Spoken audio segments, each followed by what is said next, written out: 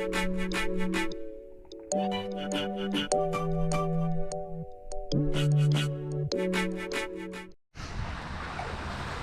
what's going on? Nick Daniels here, coming at you live. Check it out, man. Check out this fucking scenery. We've actually recorded here before, but if you can link the fucking video below, or you can name the title of it, I'll be impressed.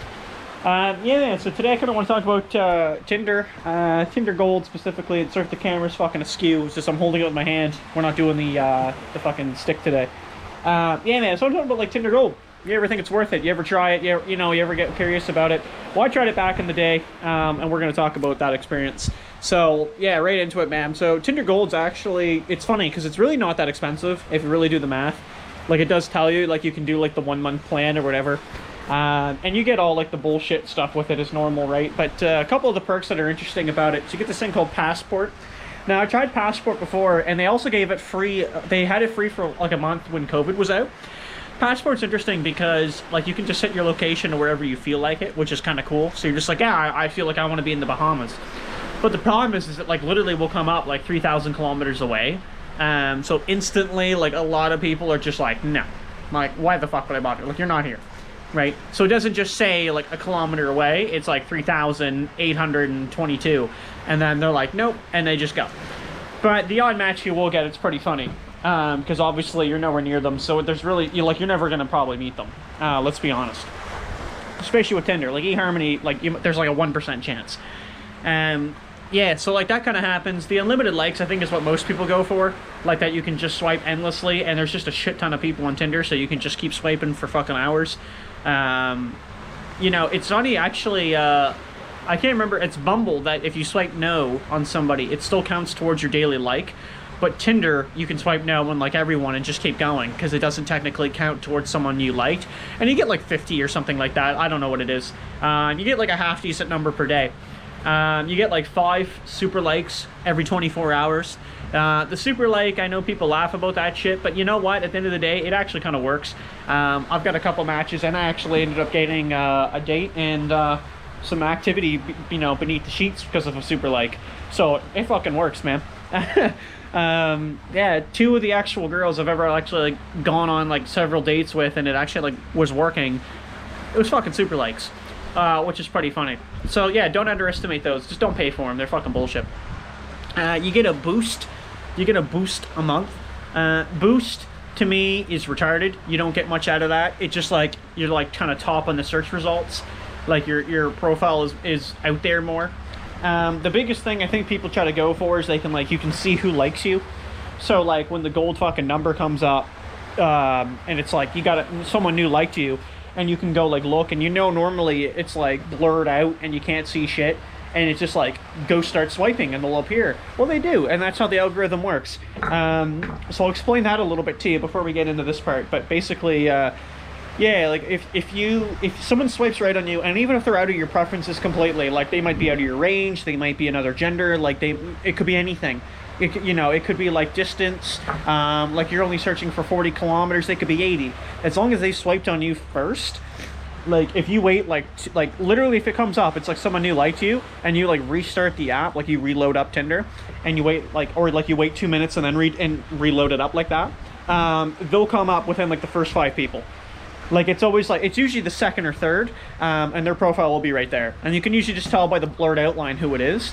Now with Tinder Gold, you can actually go into the likes. Like say if you had like 10 likes, hypothetically, and you went in to where it was, right? You can just you can literally look at every profile, and it just lets you swipe right there too. So you can just pick them. You're just like, yeah, okay. And you could just say that, or you're like, no, I'm not feeling it. No.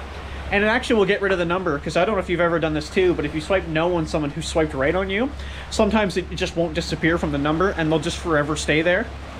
Or like, I guess if like they delete the count or something, so like sometimes they'll just never come up, no matter what you do. They'll always be there, which is really annoying. Like I've got like one like right there on Bumble right now, except I haven't swiped no on them. So I don't know. But either way, I'm trying to fucking figure that one out. But that's kind of like the main purpose of it. Like that's, I think, why people buy it. I forget what it works out to per month, to be quite honest with you. I've been taking like 2 weeks off of Tinder. So something like that. Yeah, about a 2-week hiatus, and then I'll probably jump back on it as I always fucking do. But yeah, I don't know. I forget how it. I think it's like $11, $12 a month or something like that. Like it's really not that bad. Also, yeah, we're still. I don't know if you installed, by the way, but we're still at Point Pleasant Park. Nice, just fucking chilling on this bunker. Not literally, but little structure on the water. But yeah, I don't know. The one thing that really got me when I used to use Tinder Gold, because I have paid for it like once or twice.